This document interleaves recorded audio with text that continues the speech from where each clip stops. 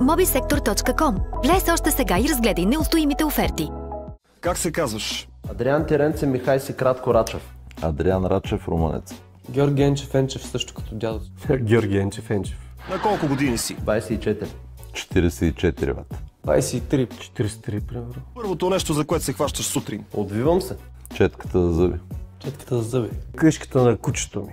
Казва се Меси. Женкар ли си? Това също не мога да го кажа. Отдавна не. Колко хора ще ни гледат? Това е забраненото шоу на Рачков за мен. Най-тъпото парче, което си чул. Луди, луди жаби на сън. Отдавна не чувам такива. Снимай тук. Елате ми на старта! Какъв си се представяш след 25 години? Мъж в разцвета на силите си. Малко по-бял от това. Богат и щастлив сигурно. Рибар. Трите лоши неща с другия. Това е като трите Хикса. Няма. До едно не мога да го докарам още. Не гледа футбол, не чопли семки, не кара кола, не играе карти. Това мъж ли? Не мога само 3, брат. Нещо, което не знаем за теб. Че ми е 25 см. Няма да го кажете. Кога няма да разберете това, което не знаете за мен, просто защото няма да ви го кажа. Имам песен за Лудогорец. Този епизод ще остане в историята на канала. Вие гледате предаването, в което откриваме хора, които са изчезнали от публичното пространство. Имена, които винаги ще останат в сърцата ни, хора, които сме харесвали адски много, но вече са поели в друга посока. Те не са неизвестни за нас, а просто са избрали да не са под светлините на прожекторите. Аз съм Перчочев и е време за отговори.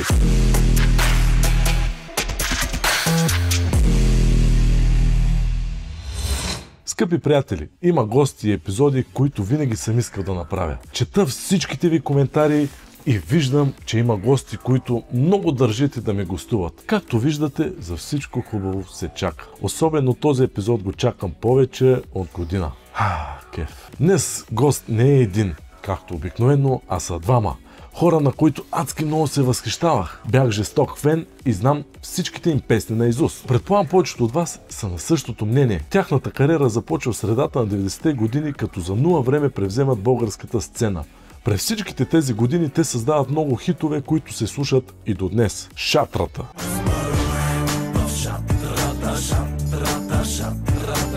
Моята жена. Моята жена е много фънки, не носи мини-жук, а широки фънки тънки. Пипни ме тук и там. И много други. Познати са на малки и големи. Тяхната кариера продължава 20 на години, като на 8 ноември 2017 година обявяват, че се разделят. Всеки един от тях поема в различна посока и 5 години по-късно, буквално преди няколко месеца, се събират отново и са тук днес при мен. За мен е голяма чест и удоволствие да ви представя румънеца и Енчев!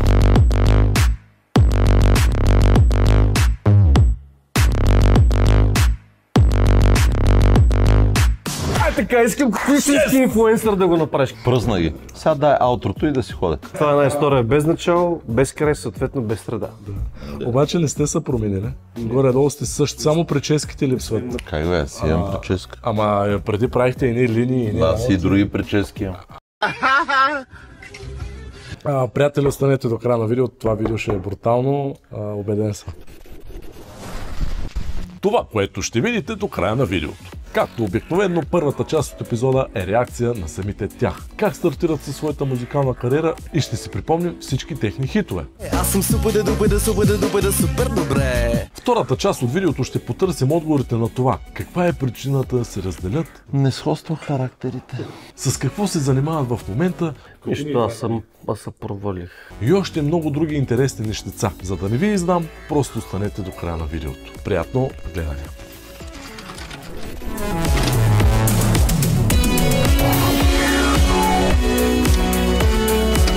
От всички епизоди това е един от най-чаканите епизоди за мен, защото искам да ви кажа, че аз съм израснал буквално и съм се кефил супер много и съм бил брутален фен като малък. С нашата музика. Да, и съм имал ваши касетки.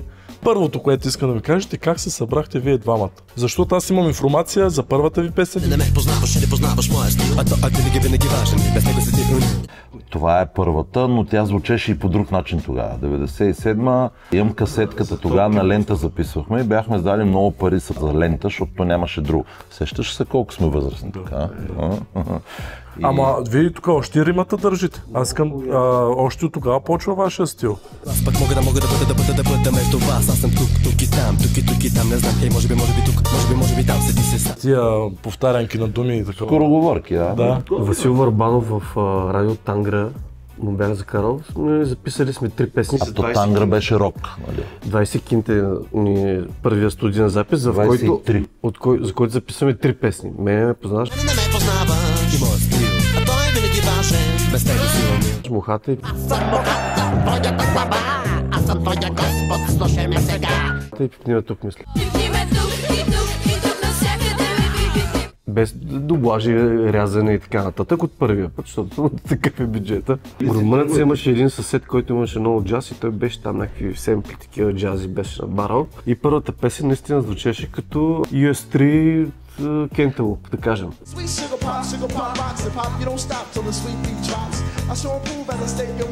Пътувам аз някакъв автобус, първи курс студент Софийския и в един момент радио Тангра в автобуса, мене ме познаваш. Мене ме викат Ени, доенги ме викат Ени, истинските ми колеги ме наричат Ени. Токо.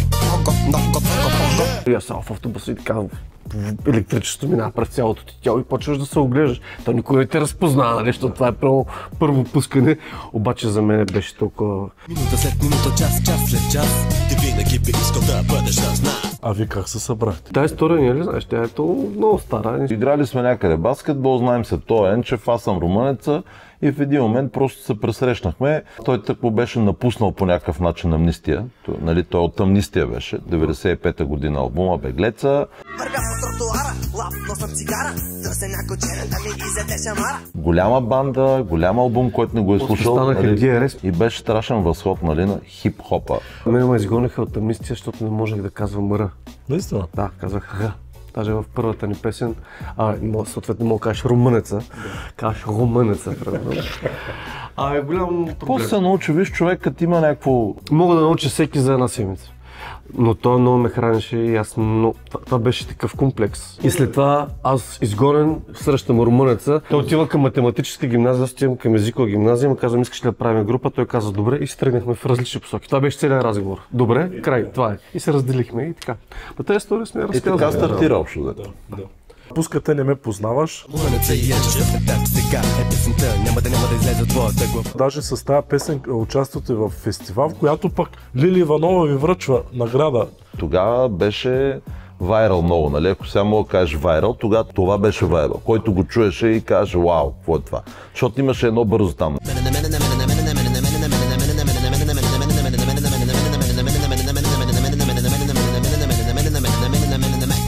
Все още някой да го каже по-бързо от мен. Не се е намерил такъв жив. Скромно момче беше винаги. Не се хваля, казвам, не се е намерил такъв, това не е хвалба.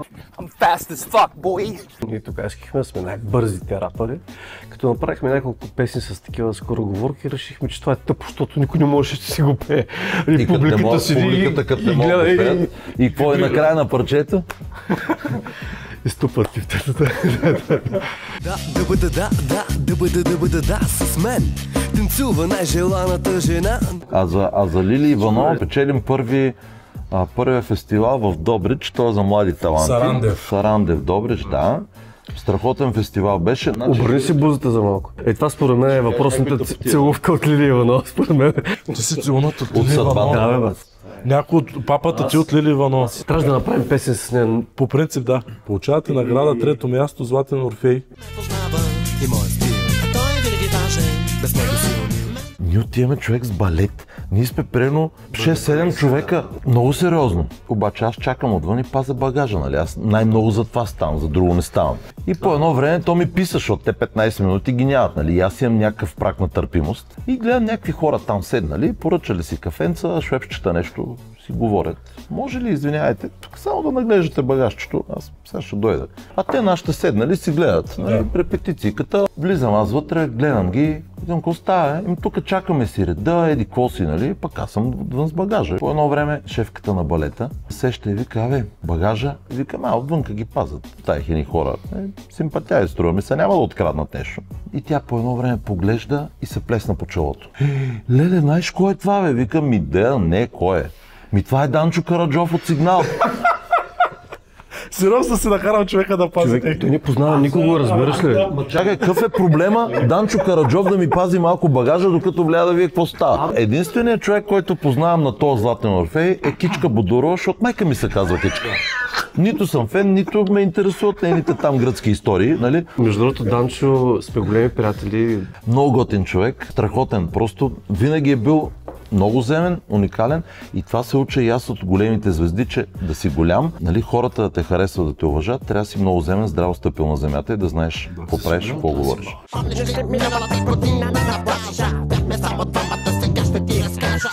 А ви тогава, като пуснахте песните, като почнахте така леко да ви се кефят, ви как се почувствахте? Аха, тук ще стане, Как се случваше тогава? Ние направихме 3 песни, пипниме тук моята жена, ходихме тук в София в една музикална компания, казаха, че не става. Напипниме тук, там слушаше един голям продуцент. Така това това става, ама не съвсем, ние викаме, така ли, че сме си дали парите, да, поне ще ги пуснем в интернет, но тогава интернет не беше интернета от сега. Просто си купуваш ваучер, звъниш на един телефон и интернетът ти идва през телефона, жичния. Тогава разпространяваме, пипниме тук по диджеите. И в някакъв момент човек, без изобщо, нали, няма социални мрежи, няма телефони, няма никой. В един момент всички диджеи в България почват да пускат пипниме тук. Започва да я пускат по радиото. Тази песен до ден днешен държи рекорд с 780 излучвания на седмица. В продължение на 3 месеца имаме 2 статуетки от Това е най-въртяната песен в българския радиоефир някога. Пак, скибиди пак. Нагоре надолу дъшавам, пак по левия и крак. Само за сравнение, Губя контрол на Миро, когато беше вселенски хит, предполагам, помниш? Дали помниш го? Уникално парче. 400 и малко. Представяш ли? Наполовина. Това ти го казваме през дистанцията на време, защото никой не сме знали какво значи 800 ротации на седмица. А то се оказва, че е много. 3 минути песен. В радиостанциите на... Ви сте били на всеки час. Щитна тук и тук, навсякъде някъде ще пипам и няма да питам защо. А не е ли било и малко по-различно, защото тогава пък не е имало нищо подобно в България, защото тогава е по-трудно да хората нямат интернет, тогава те да виждат света. Това беше изключително голяма еуфория.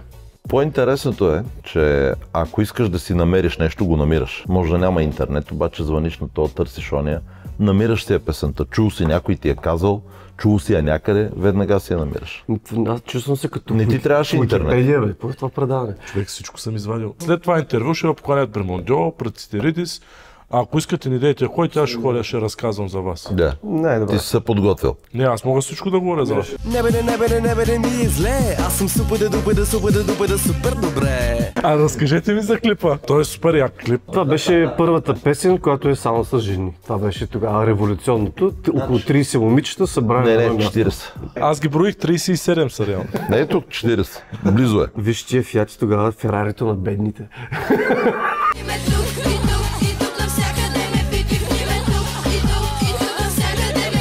После спечелихме още един фестивал, Жоро Христов на награди. Фактически ние почнахме с 3 фестивала. Сарандев, Лили Иванова на Целуна, после Златния Орфей, където им казахме, че това между 50-то юбилейно финално издание, с темата ни такива грамоти изпечатани, само на ръка се пише името. И викаме, извиняйте, ние сме двама, няма как да... Да, те дадаха една грамота. И стоеше една седмица в тях. А сега при кой е? Не, си ли пазе. искаш? Не. А само да кажем, Златен Орфей, това е най-голямото въобще в България за такива неща. Те всичките пееха, имаха гласове по 2 метра, нали, октави, нали. А първите рападжи ли бяхте? Да, единствените. Аз ти казвам, това беше финалното 50-то издание. Моята жена е много фънки, не носи минежу, а широки фънки тънки. Разкажете ми за песента „Моята жена“. Ние решихме сами ще си го плащаме и тъхме в циганската махала в Кърджали. Идеята каква беше, че независимо от какъв етнос, пол си, ти обичаш по един и същи начин. Няма как да снимаш там без разрешение. Кмета на циганския кмет на това гето ни даде разрешение. И ние снимахме една циганска сала, където в един момент си караха едно походно легло с семки и всички си купуваха. Това беше много шокиращо. Не само семки, всяка. Тогава си дадохме сметка, че ако имаш добра идея, по-смислена от са в момента луксозните супер газарски клипове, яхти, нали? Не, обаче искам да ви кажа, че докато се готвих, вашите клипове винаги имат едно различно, едно креативно, едно буквално, както каза ти, да, не е скъп, обаче има брутална идея. Ей, нека да започна, както си му е реда, двойно ли добре си пи ми точно да заредя. Разкажете ми набързо за песента от утре. Тук вече е с устата. Големи приятели бяхме с него и с Джон. С Джон. Джон беше невероятен човек. Съжаление, заради агитките и заради расизма в България той е напусна. Беше страхотен човек, един от най-големите ни приятели беше наистина по това време.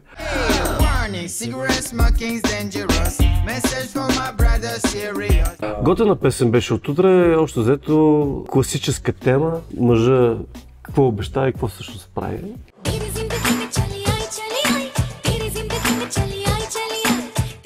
Тук пък има един друг ваш период, в който даже отивате в MTV. Разкажете ми за този албум. Албума е етно, той съчетава хип-хоп с етнически елементи и това наистина им изби им зъбките. Това изби ли в чужбина? Пуснаха по MTV, но това нищо не значи. В Румъния, в Турция се е въртяла, знаете песента, но ние нямаме никакви дивиденти от цялата работа тогава. Беше много добра песен и голям хит. Ние пуснахме без да казваме на кого е. И тя се завъртя пак като пипниме тук. Смисъл навсякъде се въртеше по заведения, нали. И много хора наистина не знаеха, че е нашо. И от тогава вече ние им казахме здравейте, ние може да правим и такова готино нещо. Вече бяхме направили толкова много музика, че търсихме нещо много, някакви нови посоки. Един творец много често стига до задънена улица. Долу-горе в този период около Джиляй бяхме решили, че ще правим някакви опити за навън, тъй като тук бяхме превъртяли играта.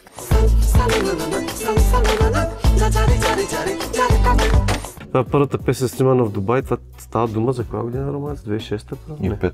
Тогава, когато се върнахме, човек, те арестуваха операторите. Значи снимахме още на тия големите камери с касети. Направихме една тъпотия, решихме, че е много яко в края на клипа нашите момичета да си махнат черните арабски дрехи и да се види, че са европейки по-бански. То всъщност това е страшна религия, за което се извиняваме. Ние не сме знаели, но поне тия местните може да знаят деца вика. Арестуваха операторите, взеха половината касетки ги взеха, паха в полицията една седмица.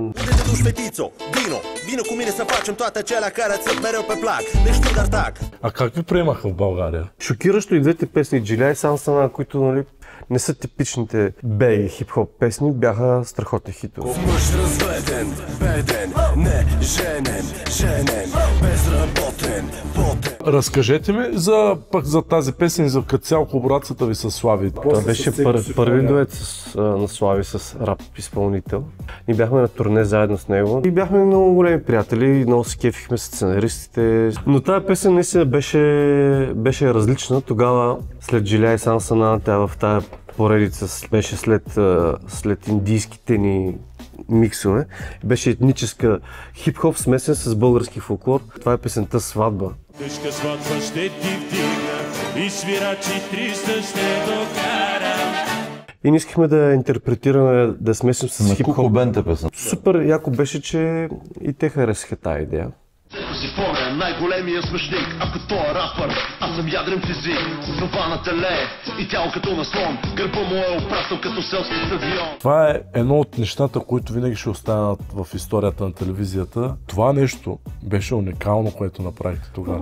Та глупост, много често ме спирате са ми говорили за нея, не мога да разбера какво толкова уникално. Защото нямаше тогава нищо подобно. Това е скетч, ние участваме в един скетч. Това са ни одеждите, с които излизаме на концерта ни 10 годишната в НДК тогава.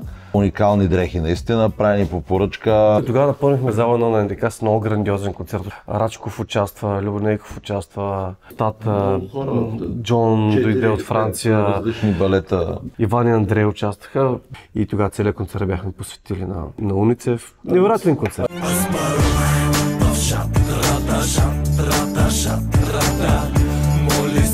А знаете ли, че песента Шатрата ще стане хит? Защото това е един от най-големите ви хитове.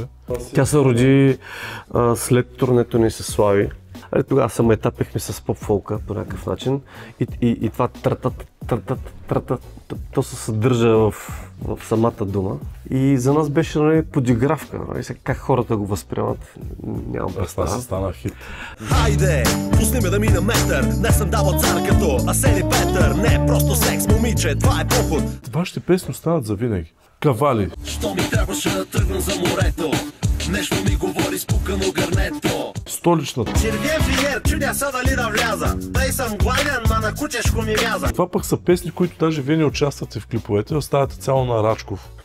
Тогава бяхме толкова вече до гушене беше дошло да гледаме в камерата и да сме убави. Всеки беше казал, нали, то ги няма, нали, тия мацки ги няма, те не стоят там, те не правят пари по този начин, нали.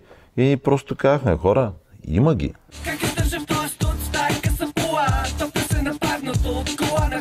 А Рачков как го навихте още първия път? Или вие бяхте близки приятели и просто веднага се съгласи? Наистина бяхме и все още сме. Той по възможно най-добрия начин изигра образа, който не искахме да усмеем с тия музикални проекти. Между това е съвсем случайно, хванахме Евгений Минчев в мола и той се съгласи да го снимем. Лорда ли? Лорда. Това е много смешно. Иначе Евгений е уникален според мен. Има най-якото чувство за хумор в България. Ма тогава това беше смешно, това беше гротескно, да усмееш, нали? За какво си мечтае малкият човек, да дойде в големия град, да види свят, да победи, да успее. Тази тема е вечна, тя и в момента е актуална според мен. Песента "Защо няма радост" също уникална песен, пак има идея, пак е забавна. Любен Дилов, между другото, заедно писахме текста с Любен Дилов на "Защо няма радост", да. Иван от Иван и Андрея участва. Много смешна песен. Тя нищо не стана с нея, за съжаление, беше много яка според мен. Той Иван тогава в Music Idol, си спомням, се базикаше, оттам тръгна. Защо няма радост? За теб и за мен. И ние решихме, че трябва да пропее. Той ще го пее и го пя. Любих се това селско момиче, по-красиво и от църква до крокиче. А селско момиче пак също тя много гръмна с Митю. Тя в тази поредица Бай Ганю. Тая песен усмива селските пръчки, които искат да дойдат в големия град и за отрицателно време да покорят света. Пак тема вечна, бих казал. И до ден днешен тя даже може би в по-голяма степен е актуална спрямо тогава, когато ние правихме. Вечният женкар и човека, който от манекенка ги прави божества, е Пищова. Той влезе в ролята уникално, според мен. Много обичам селските момичета, защото съм селянин. Селенките са най-красиви, селенките са най-хубави. След всичките тези неща, аз имам една уникална изненада и подарък за вас. По случай вашето творчество и това, че наистина цяла България сте радвали изключително много, включително и мен, и моето семейство, и всички мои приятели. Аз имам едни рекомодатели и имам два подаръка за вас. Те са два различни, специално са от MC Grand Shop. Две парфюмчета. Искам да ги отворите даже, ако искам. Знаеш как ми трябваше парфюм? Ще мирише като бог. Това са арабски парфюми, Al Haramain. За теб е Black Edition, за теб е Tobacco Edition. Искам само да видите класата. Не, моя е топа. Ти се пръскай. Обаче пък него е малко по-голям. Те грамаж да е. Той, защото по-малко се къбе, като пръсне повече, да има повече за него. Да чуеш, неговия е по-голям. Разбрали, запомни ли? Браво на спонсорите. Да са живи и здрави. Да са живи и здрави, пак да сготвят. Ако и вие искате такъв парфюм, MC Grand Shop, долу линка в описанието, Al Haramain, Tobacco и... Ако и вие искате такъв парфюм, сте гледате ипотечен кредит. Тук е момента да ви припомня да се абонирате за моя канал, също така да дадете палец нагоре и да пишете долу в коментарите кой искате да поканя в следващия епизод. Тази личност, която ви липсва най-много от българския шоу-бизнес и има най-много съвпадения долу в коментарите, ние ще направим всичко възможно, за да я поканим. След като си припомнихме румънеца Йенчев, дойде ред и за втората част от видеото. Време за отговори. Бате, кой говори така? Обаче, как се случи? Време е за отговори.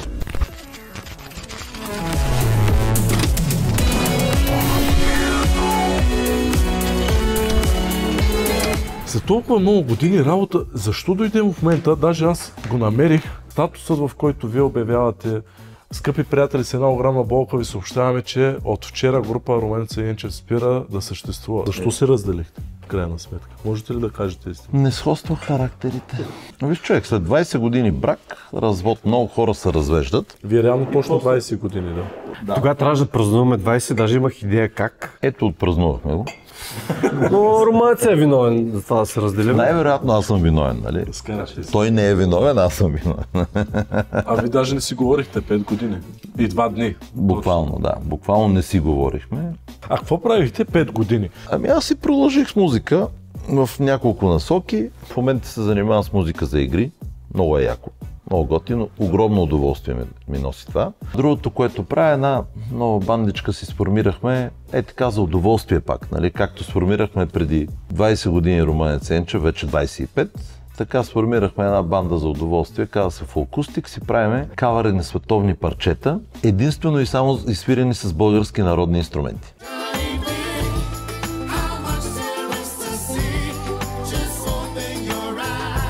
И гледаме във всяко парче, което пускаме, да е оригиналния глас, оригиналният човек от тогава. Нали? Това са песни от 90-те години. И още нещо свързано с музиката е тия Сладури си блок.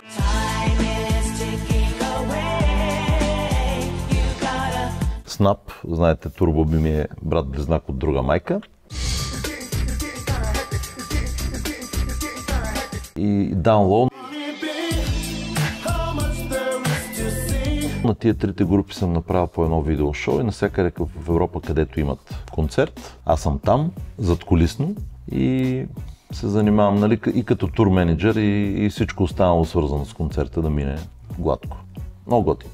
Не се хваля, просто една сбъдната мечта. Внимавайте какво си пожелавате. Не се хвалиш, това е... Ти просто излагаш факт. Казвам какво се случва с мен.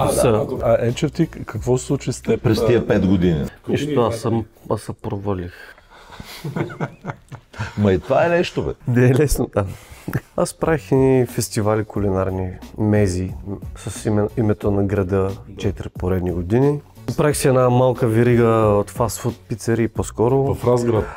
Шумен Разград, имах ресторант. Не знам, кот ми хрумне, правя някакви неща.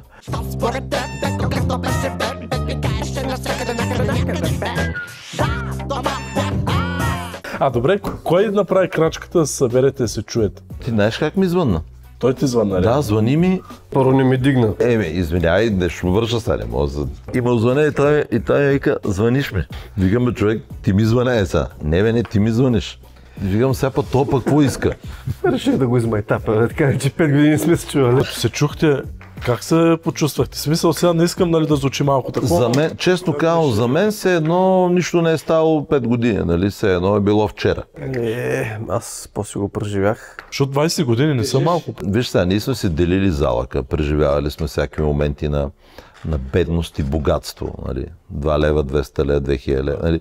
Делили сме си всичко, деца. И в един момент всичко штрак и го няма се едно. Добре, защо се скарахте? Кое е това толкова голямо нещо, че се карате? Или няма да кажете, не искате да кажете? Битовизъм, аз се разсърдих, някой път се сърдя по-дълго време. И си дадох сметка, че колкото и да ми се струва основателно или съществено причината, за която се сърдя, и си казах, че това нещо, колкото и да е, не си заслужава. Дори ние бяхме стигнали там, той има 2 деца, аз не ги бях виждал, дори не знаех как се казват. А като ги видя за първи път децата? Съдурчета са и за съжаление трябва ги запознаем и с моите, не са ги виждали. За съжаление, не се познават. Моите не се познават. За мен беше много емоционално, аз няма да се крия, че около 3-4 часа право ми текнаха очите. И след това някакси си дигнал някаква бетонена стена и реката е тръгнала, защото ние бяхме наистина неразделни. Колко участия правихте на месец? Имахме по 28 моменти. Не всеки ден по едно, по 2, по 3 на ден също. 3 на ден ми беше любимото. 3 на ден? Как се издържа това нещо? Нас концертите ни бяха силата, човек. Ние всъщност това беше най-големия кеф. И до ден днешен не виждам нито един български рапър, който да ме изкефи като лайв.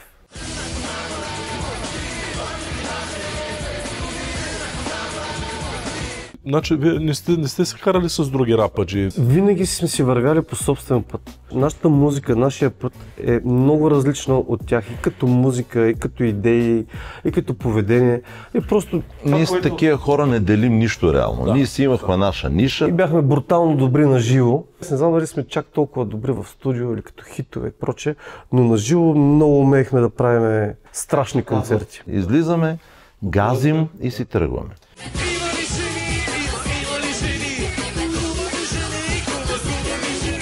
А какво мислите за сегашното поколение рападжи? Различни са. Рападжи. Да. То по-скоро трападжи е новото поколение. За мен е рап. Аз лично много им се кефя. Ако трябва да съм честен молец, мен много ме вдъхновиха. И да ти кажа честно, връщат ме към музиката тия момчета, защото обориха нещо, което аз винаги съм виждал, че интелигентен текст в хип-хоп музика не се възприема в България. И те са първите според мен, които обориха тая теза. Адски ме кефят тия пичове. Хайде викай ме по име, просто погледни ме. Ние даже един голям фестивал подготвяме, в който ще се сблъскат новото поколение на 26-ти събота в Бургас на Морската гара и на 25-ти старото поколение, така да се каже old school срещу new school, така че ще имаме възможност да сравняваме, но готини са, различни са. Билети, само да кажем, долу линк в описанието. Може да си купите за Егаси феста. Ще пусне Менчев без дрехи. Да. Тотален фурор. Всеки ще дойде. Ние 5 години... Това и аз искам да го видя, защото не съм го виждал. 5 години бяхме скарани, така че това ще бъде нашето формално завръщане. Има ли шанс на фестивал да чуят нова песен за първи път? Ужас човек. Ако румънеца спре да се занимава с си блоки, малко обърне внимание на румънеца и Енчев, може и двете песни, които сме направили да... Те са 4, но на едната чакам текст от... Ама те не са стари, сега сте ги направили. Две нови песни имаме. Човек, ние сме готови почти с албум, така че дългосвираща плоча.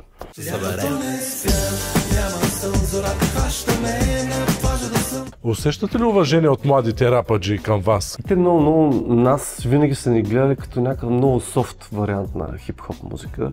Обаче много ме скефи Евала Файера, който в момента според мен е най-голямата звезда от новото поколение. Дойде и вика: брат, не мога да се държа, че го кажа израснал с твоята музика. Готино ми стана определено, защото... Ние осъзнаваме колко много хора сме увредили. Поколения наред. И ние не го правим, нали, някой да дойде и каже Евала, но винаги когато някой ти каже нещо готино е много всеки, приятно. който прави нещо, твори и се мъчи, тормози и дързае, е винаги добре дошъл. Страхотно е новото поколение. Мега яки са и Вирго, и Файера, и Димчо, и Явката, и Секта, и какво ли да не ги изборявам всичките много яки пичове. Няма начин да се видим в Софето, лятото розето си го пия до морето. Можем ли да подарим на нашите зрители албум? Им пазите, предполагам, някой албум? Можем, да, даже няколко на фики мога да им подарим. Ще стигнем до там, но ще да направим ли един giveaway? 3 албума да подарим на... Добре. 3 албума с автограф, лично разписани. Да. Пиши го на сметката ми. Yes. Скъпи дами и господа, пишете долу в коментарите хаштаг искам и споделете мнението ви за този епизод, за тях, какво мислите. Споделете вашите любими песни. Кои са вашите любими песни? Топ 3. Аз имам 3 песни, които не станаха хитове, обаче са невероятни. Едната е с хип-хоп групи от всички балкански държави, казва се All for One, с много силни думи. Беше част от една кампания All Different, All Equal на Съвета на Европа. Събрахме Балканите в песен. Всички заедно, при все, че сме различни, имаме различни богове. Много интересно. На български, на румънски, на македонски, на гръцки и на турски. Другата, която много ме кефи, My Love is Your Love.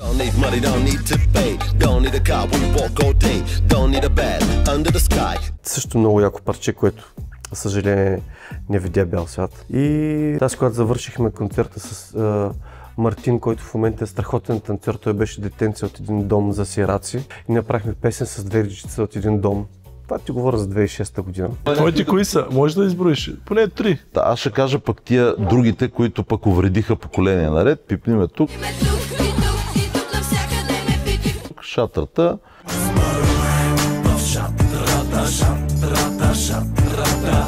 Ай, Джулиай.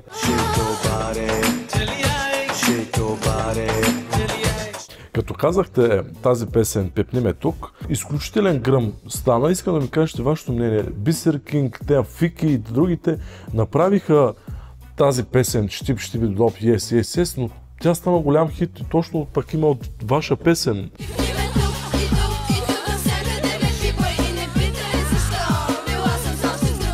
И тя е базирана на нашата песен. Поред теб е наша песен, нали? Някои от тях не мислят така. Пипни ме тук и там, пипни навсякъде ме пипай. Не съм си мислил, че някой ще направи най-големия ни хит на Кючек, но факт неоспорим. И сега в момента се разправяме, защото по-голяма част от изборените са изключително нахални. В какъв свят живеем, човек? Значи някой ти открадва песента, прави си негова версия, от неговата версия друг си прави негова версия, с това идва един, прави си две версии и накрая един дебел в TikTok си клати корема на същото това цялото нещо, изкарва 1500 евро да си клатиш кебака пред ресторанта ти, докато го храниш. В какъв свят живеем, Алпика? А в основата на всичко е нашата песен, а нас няма в тази. Просто идва някой, краде си го, оттам нататък ти ходи да се разправяш. Хей, момиче, запази ми, той е сладък, страстен миг ще щип. Ще щипна тук и там, насякъде щипивам и няма да питам защо. Добре, то понеже е леко променено, но какво е авторското право? Аз не съм запознат и повечето зрители. Добре, сега ще го кажа. Авторското право няма един такт, няма два такта, няма две думи, едно изречение може да вземеш. Да. Не можеш. Нищо не можеш да вземеш. Това е да вземеш на Майкъл Джексън, някакъв емблематичен... Значи, задавам ти въпроса, като ти кажа Simply the Best, за какво се сещаш? Той има и по-лошо. Значи те са взели текста и са го променили. И мелодия. Без разрешение. И мелодия до някъде и така нататък. Да бъда с мен. Танцува най-желаната жена. Добре, понеже това е световен хит, поне въпреки, че е част от ваша музика и песен, радва ли ви или същевременно ядосва? И да ти кажа честно, за мен това е огромно неуважение към труда на някой. Всички знаят, че това е наша песен, не? Едва ли падат от луната. Ако ни бяха попитали, ние щяхме да с радост да разрешиме, може би. А сега в момента те буквално се гаврят с нещо, което си направил и постигнал. Станалото е станало. Дали някой се е подиграл се, то е ясно. Въпросът е, че не трябва да се прави така. По-скоро тук търсим правдата повече отколкото парите. Виж сега, ние чакахме такъв момент, някога да пипнем тук най-големия ни хит да възкръсне. Ако трябва да съм честен, никога не съм си представил, че ще е някакъв гарен кечек, защото нека си говорим истината, това е гарен кечек, брат. Принципно той е малко по-афектиран от цялото нещо. Как да не съм, брат? Он е дебелия, има филм по Discovery, как е станал милионер, докато си клатиш кембака на видоизмененото наше парче, без дори да смята за необходимо. Те дори не признават, че това е на наше парче, разбираш ли? Тук работа ще стане много дебела. Наистина казвам ти, ще има новини, ще прави второ предаване. Пак ще се видиме. Казусът е интересен. Не, наистина е интересен, защото няколко човека имат песен и то е вече много странно. Има си ред. Първо, ние сме правили много пъти такива песни. Ние имаме песен с мотива на ченгето от Беверли Хилс. Лично Харол Фелтермайер чу нашата песен. Това е пак на море. Той е казал, да. С турбобил на песента ни. И на всичкото сгоре. И ни разреши и се стана по каналния лед. Ще ти кажа, в световен мащаб, като се случи нещо подобно, оригиналният автор взима 100% от авторските права на това, което е излязло. Харол дори не беше дал 20%, а нас авторски. Харесало му е парчето, готино сме го имплементирали. Предварително. Така се прави, нали? Обръщаш се към автора. Събуждам се и си допивам бирата. С празните бутилки плащам квартирата. Пия за слънцето на здраве и за мен. Когато от славата, защото то се е слава, нали, популярност, нали, шоу-бизнес, разпознаваемост, когато се разделихте и бяхте така един вид, избрахте неизвестно. Изморихте ли се от тях всички години? Човек, ние почнахме да правим много тъпи песни накрая, преди да се скараме. Ако ги сравняваш с началото, когато ти не гледаш на себе си като на професионален артист, в един момент, когато творчеството стане ходене на работа, то в един момент неминуемо става така. И знаеш, че тази година задължително трябва да пуснеш две песни. Една преди лятото и една на есен, примерно. Този дълг към това, което работиш, в един момент води наистина до... По задължение. Да, до губене на тая чиста енергия, която имаш, когато го правиш, без изобщо ти пука за какво става дума. 20 години, не знам колко песни имаме, 20 години нямаме година с под две песни. Това е много труд, много мислене, много енергия изхабена. Значи, виж сега, ти говориш за нещо друго. Има хора, които просто идва текстописъца, заповяда текста, композитора е там, написал му е музиката, айде сега да е тук, нали, някой примерно ги сглобява, ти ще пееш това. Той влиза, изпява го, той е само изпълнител. Докато при нас ние си правим всичко. Всичко говорят от първата нота до мастеринга, всичко сме ние. Обаче при другите го няма. Те просто са, аз отивам, аз ще изпея това. Той дори не го мисли това. Него не го интересува дори какво е спял, него го интересува после дали е станало хит и имало 1 милион вюта или 3 милиона или 15 милиона. Папели има котки, с които имат по 10 милиона вюта. Това остава ли после за поколенията? Кое парче остава за поколенията? Пипни ме тук или щип или доп yes или там както се казва? Младото поколение знае втората версия. За тях може да остане това. Повярвай ми, мама и тате ще им покажат и оригинала. Преди края на видеото искам да използвам момента да благодаря и на моите рекомодатели, които подкрепят мен и моя канал. Без тях това, което правим, не би могло да е възможно. За повече информация цъкайте линковете в описанието. Благодаря ви.